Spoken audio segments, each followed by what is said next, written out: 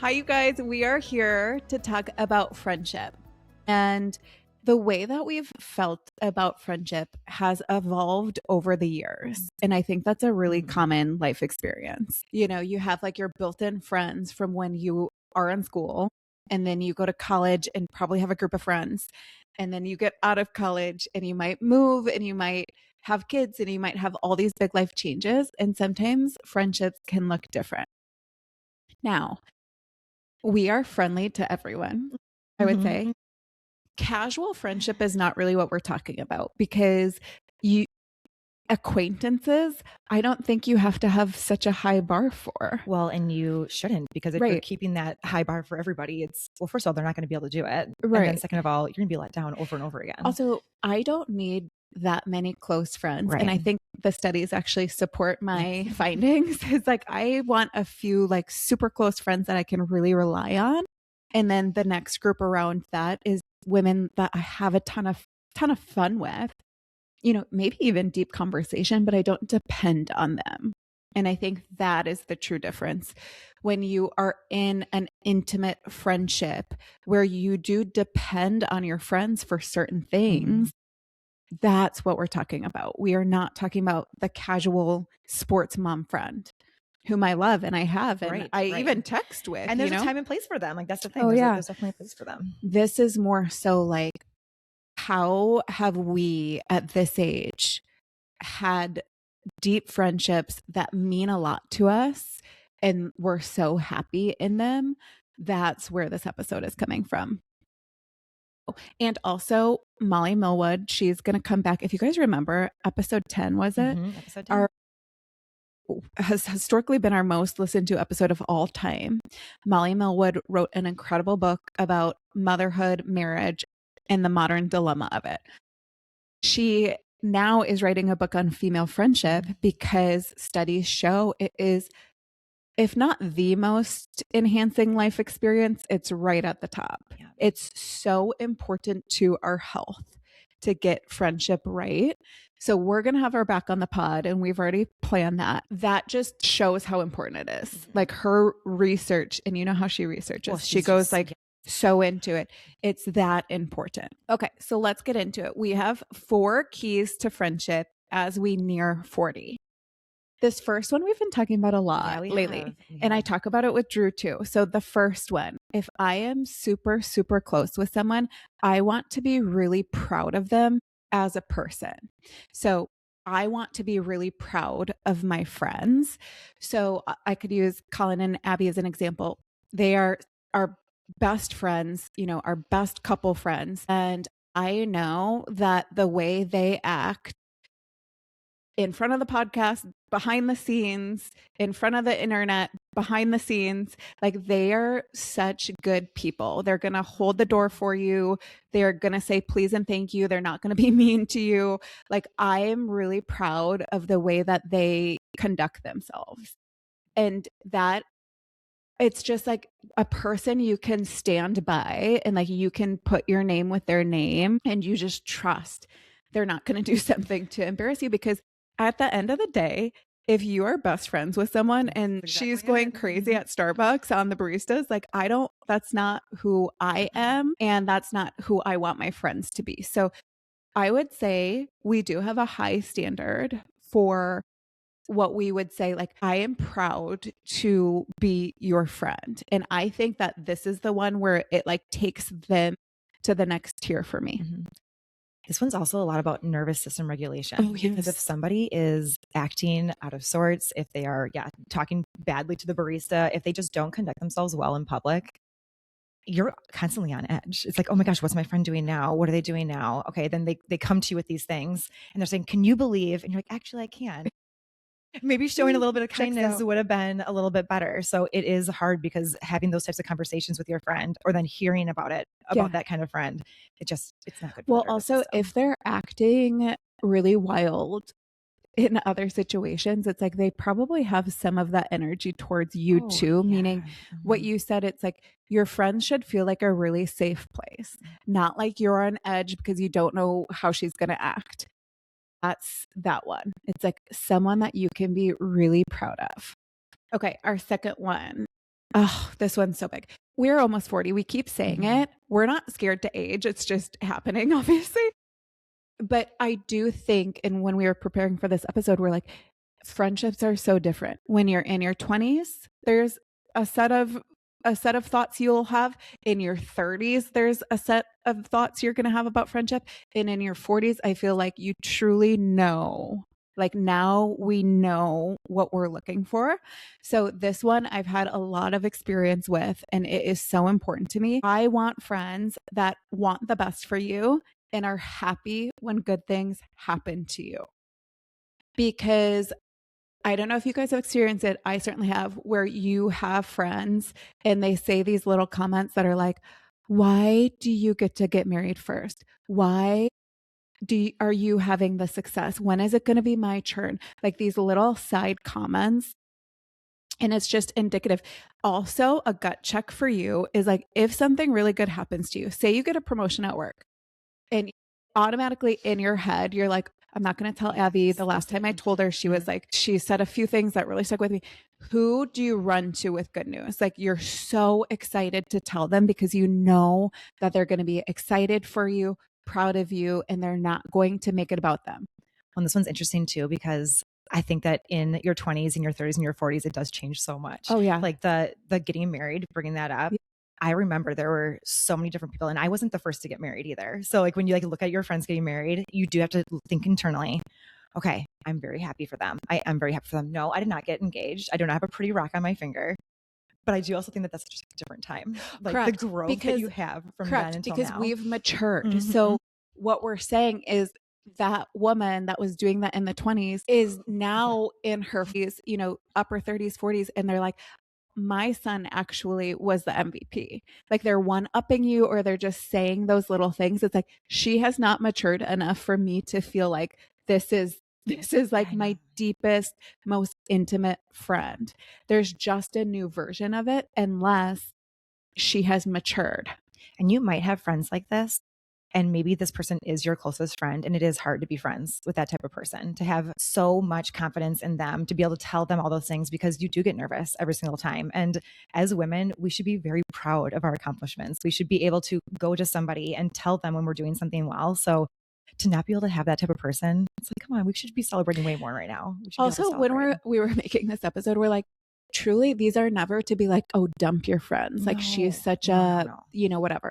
It's just for me at this phase of my life, I've really figured it out to where, maybe she's just in my second tier of friends, and like, I'm not going to run to her when something great happens. And that is fine. Not everyone is going to be everything, but for my closest, most intimate friends, like, this is what really matters. And that's also probably why it is only just a few people. It's really hard to have somebody that you can count on for multiple things, especially as we've aged into our 40s. Okay, so our third one, life is not always going to be easy. Like we are heading into some times that are going to be hard. People are losing a parent, or having a really hard time with their kid, or getting divorced, or there's a ton of life that happens. It's not always going to be happy. It's not always going to be positive. Something that's really important for us is that these close friends are going to know how to stand by you and show up for you when life is hard. Knowing so many women that are in our age category, we both understand she's got a lot of other commitments and she's got a lot of other things going on. We're not saying she's going to be able to drop everything and be in your bed for 4 days with you. Probably not possible. But what does she do? How does she show up? How does she know you enough to know like what you need and what you want? Are you okay asking your friend for what you need? That's the type of friends that we want an intimate, deep friendship with. When I've gone through really, really tough times, I'm like thinking just about a few things. The most recent one was when we got our Down syndrome diagnosis. I can still remember telling family members and how they responded. Like, it's just, I don't know if it's, the body keeps the score, if it's PTSD or wherever it is, but inside my mind, I can still remember how that text was felt, how I felt when I sent it. If I was nervous because in the past, maybe they haven't been very supportive, and was worried about, okay, maybe I shouldn't tell them this right now. I'm in a vulnerable spot. And I did. I didn't tell several people right away because I knew that I was too vulnerable to hear their response. Mhm. I knew in the past that they hadn't acted in a way that I was able to handle at that time. I think that this is a hard one because Yeah. we don't want to go through hard times, but we Right. inevitably are. We inevitably are. And so if the person that you're going to over and over again isn't giving you the response that you need, I mean, maybe it is a conversation to have with them because maybe they don't know how they're reacting and it's affecting you. But if it's part of their innate nature, that's also really Right. tricky. It's, when we are to this mature age, it is hard to just keep being like, this is just who she is, Right. because you would have hope that you don't have to teach her how to be a good friend. I think you have a great point. I think it's worth a conversation, especially if you guys are really close, to be like, hey, you know what? That kind of hurt my feelings when you didn't even ask me how my son was doing or whatever you're going through. I do also think it's an incredible point that some people are just really good in this department. My friend Melissa, who is my high school friend, actually, I've known her since I was honestly, I don't know, first grade. I think we were in the same second grade class, Mrs. Franklin's class. But she is like the kindest soul. And anytime I'm going through something and she gets wind of it, she's always not only sending that initial text, but like a month or two later, she's following up about it, like from such a genuine place. When my brother died, and this was in college, no one knew what to say, because we were all young. And so I do have a lot of grace, but I had so many friends show up in such kind ways. To your point, I think Melissa left me a voicemail and I'll like never forget it. So even if you don't feel good at it, because I do think some people, they just don't know how to sit with hard things. I think a lot of people actually have really good intention. They want to make it better. But as humans, we just have to understand we can't make everything better. The things that we go through, we can't make that better, but we can certainly show up and we can certainly say something. I think the big takeaway, and we've had 200 therapists on our show, is to not say everything happens for a reason or minimize what they're going through, but to just say, Abby, I'm really thinking of you right now. I know this isn't what you envisioned, but like, I'm right here. I'm here to go through everything with you.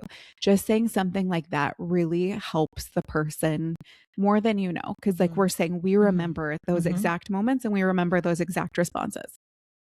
So really, and both of us as friends to other people, it's like, oh, know her, know what she wants, make sure you're there when something bad happens, because it is really hard to go through. I have a friend right now who has been struggling with infertility for about a decade. And we got married around the same time. We were trying for our first around the same time. And Lucy wasn't easy. Like it took us about a year to get pregnant with her. But this obviously is a very different situation. And follow up for her has been really big. So she's like, Abby, you're the only one who a couple weeks later, after, I told you that I was getting my IUI on this day. And then a couple weeks later, you followed back up. Yeah. And it is, for me, I just put a little calendar note in my things being like, hey, this is going to be day 14. Send a very, very positive text, hope to reach out, tell her that you're there for her. And now it's been 10 years of that. Yeah. And just like thinking back to the little things, we haven't seen each other in a very, very long time, but just the little things. I'm not saying that I'm like God's gift to earth right now. I'm just saying that with her specifically, I know that the follow-up matters, and being able to use that with other people too, of like, hey, even just a quick little follow-up. Like, it doesn't take very much time on your end. It doesn't take very much energy on your end, but it can mean so much to that person. Right. The other thing is, just to level set the conversation, we all make mistakes. That's sometimes you'll say something and you're like, that was not the right timing, And so it's not to say if Abby does one sideways statement, it's not like you're not my close friend. I'll be like, you know what? I felt like the timing was a little off on that request. And we'll have that conversation. Yeah. You have that conversation. So like we're saying, these are the things that are really, really important to us. But of course, we're humans in relationship with humans. So we're all going to make mistakes along the way. I think when I think about friendship too, it's like giving the benefit of the doubt to the person that you have had so many positive experiences with. Yeah. You're not looking to ding her, actually. You're looking to be like, okay, most of the time, she's so thoughtful of me. She is so caring. She's so loving. She's not going to get it 100% right. And I don't either, So keep that in mind. Okay. Our fourth one, honesty, trust, and transparency. I think we've all been in those groups where And this actually is really huge on the internet right now. Did you see that? You don't usually see much, but like the Ashley Tinsdale mom group fallout So I thing. haven't, but explain it to And me. I think Yes. that's her name. Hillary Duff is in the group, and I think Yes. Mandy Moore. So like Okay. all the I've heard mom, people talking about that. our age I was going to say that women. is, yes. So they were Celebrities we all in grew up this with. friend group. And then Ashley, and I didn't read the article, so I'm so sorry, but Ashley came out with this article that was like in a big publication, basically saying she was in a toxic friend group and she had to remove herself from the friend group, from the mom group. And then, and then everyone knows who they're talking about because they were really photographed, tagged, all that. And so then Hillary Duff's husband defended the group basically. But anyways, what I'm getting at with that is that we've probably all been in those situations where you're maybe with these acquaintances. This has happened to us actually. And they're all kind of talking about people in a way where you're like, okay, this girl definitely talks about me. This girl definitely talks about me. 100% sure, because she cannot help herself. She talks about her mom. She talks about her mother-in-law. She talks about, so it's just the idea that, like Abby and I say, like, sure, we'll go to dinner with you, but it's not a friendship that I'll probably full out invest in, because I know, and I'll even tell Abby, I'm like, she's fun and I'm willing to go to dinner, but like, I don't trust her. And here's the reasons why. So I am going to keep an arm's length. And I don't think that's bad. I think that's gut intuition. And you're also looking at the cold, hard facts. Right. You're like, this is the experience that I have. If you're in one of these mom groups, or you're in a book club, or you're in wherever you are, I just think protecting yourself a little bit is understanding what that friendship is to you. Well, and that goes back to my first point of nervous system regulation. I mean, with friendships, they can be such a cornerstone and grounding person in your life, or they can be somebody who you feel like you're walking on eggshells and you feel nervous around them and you don't know what to say, because if you say the full truth, you're worried they're going to judge you. You're worried they're going to tell somebody else. You're worried that, behind your back, they're going to start talking, or it's somebody that you can be your full authentic self with and share what's exactly on your mind without changing anything. Literally what is in your head, you can put it on paper and say it to them. And you know that they're going to be like, you know what? I'm here for you. I might not agree with you all the time, but I'm definitely here for you. So we had this experience. Abby was making friends with a new group of friends. She was always feeling like she was trying not to say the wrong thing. And, she'd kind of like hype herself up and be like, okay, that was so dumb. I cannot say that again. And I'm like, Abby, honestly, like, I'm happy for you that you're making more friends. I think that's really great. I don't know if this is the group for you, because like, you can't say anything right. And you're really self-conscious when you go and you're trying to almost perform. Well, but you also, like, on the other side of the coin, it's like, if they're your neighborhood set of moms, or they're your soccer set of moms, or they're my basketball set of moms, or they're my football set of moms, you're going to interact with them. So it's not to say like, walls up if anyone doesn't meet all 4 of these criteria. Right. We're not saying that. But if your body can't relax around them, I think that could be a sign. Well, and then I was making more mistakes because I was so nervous. So then even things I wouldn't say ever would say, it would just like word vomit out. Like, what am I doing? What am I doing in these situations? So if you've been there, so have I. Know that might not be coffee shop situation. We will still to this day bring that awkward coffee shop situation. What are you doing here? Come here often, like in the most awkward voice ever. Anyway. But when you're feeling that inside your bones, just know that might not be your number one go-to ride or die. Yes. Could they still be in your circles? Absolutely. Right. Just not like the person that you're going to go to with all of your trust. I honestly feel like at this stage of life, I know, and we talked about this last episode, it's like, I really trust myself. My gut instinct. I will tell you, I've been telling Abby, I'm like, I've got a new best friend. Not replacing Abby, but I'm saying, I know I love this woman. She's so smart. She's so funny. It is very rare to meet a woman that knows as much about the NFL and I'm so sorry. You don't do it. Can't do it. And so I tell Abby, I'm like, I really like her. Like, I am going to try to take this to the next level. Because you meet those people where you're like, I want more of that person in my life. And that is really amazing. We're both open to that. Right. This is not to say like, we're all, because On the internet, people think you're my only friend. This is it. This is all we got. This is all we got. To me. I was going to say, I've talked about my high school friends a lot on here. This is the group. I'm like, I'm in love with these women.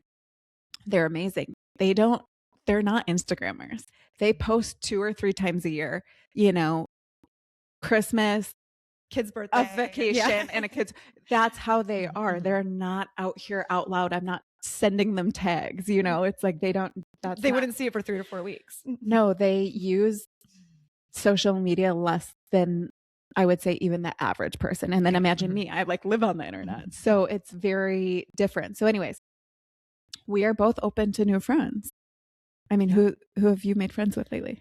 You don't have to say a name, but give me an example. Well, and throughout the last couple of years, it's always been 1 or 2 people. Yes. And then I'm I really like spending time with them in this way. And then I also know I'm way too much. For instance, I'm a person that I love spending 3 hours with somebody, but if it's a full day event, at some point I'm okay, I gotta take a little bit of alone time. I gotta decompress. I gotta look at my phone. I gotta do a little bit of work. I gotta catch up on things. And some people want 8 straight hours of you. And so those are the type of people, one of my friends, she wanted 8 straight hours. And it was once a week she wanted that time. And I was so flattered from it. I was this is great. Well, you love that. You want me? But then also knowing that I didn't have capacity for it. And I think that in different seasons of life, this woman was in a different season of life than I was. In different seasons of life, that can also just add so much to it. It is fun, which is with neighborhood friends, with soccer mom friends, just getting closer with them. Our friend, our mutual friend Jill, we both love her so much. We love her. And she was new to us. We were excited to see her when we were seeing her. We invited her to your birthday dinner. So yeah, I think I just wanted to add that because we are open. This is evolving. We are open to new friends. We might still make best friends with someone that we don't even know yet. That happens. So we're open to new friends. We're not doing a friend clear out. It's nothing like that. I just think when we're making these episodes, you have to be in the right state of mind to be in your 4 things. I'm going to review ours. You're number 1, proud to be their friend. And you're proud of the way that they act towards other people. Number 2, they want the best for you and they are excited when something good happens. They don't make you feel bad. They don't not want to talk about it. They're excited for you. Number 3, they know how to show up when your life gets really hard. Number 4, there's this honesty, there's this trust, there's a transparency. You don't feel like when you leave, they're talking about you or they're telling their other friends oh my gosh, she's at it again. That's what matters to us. Yours might look different. We would totally stamp that. But I just think knowing what you're really looking for in intimate friendships is really important. I also think it's a really good point that at any point in your life, you can make a best friend. Yeah. You can make a really close friend. I mean, this podcast started 6 years ago. We became friends shortly before that and then got closer and closer and closer as life went on. So it's not your high school friends are going to be your only friends you could ever have. Those are the ones that you have to have. You can literally find a friend at any point. And there's a lot of people out there that are also wanting friends. And it takes somebody to be brave and step up and to start to make that friendship happen.